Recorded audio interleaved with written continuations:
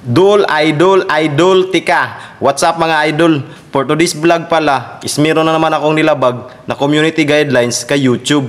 So, pag-uusapan natin yan ngayon guys. So, keep on watching. Tara!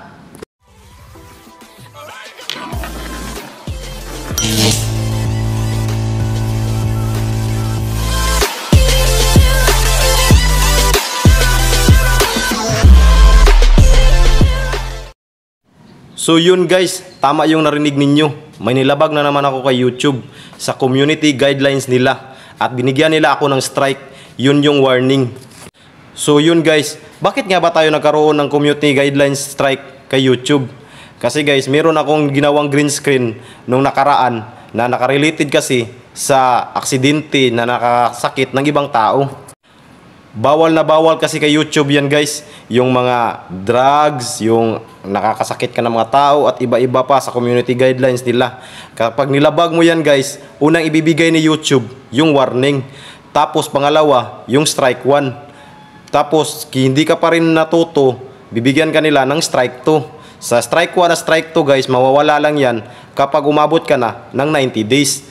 At ang pinakamasakit dyan guys, kapag umabot ka na sa strike 3. Kasi guys, yung channel mo ay madidemonetize na. Hindi mo na yan magagamit.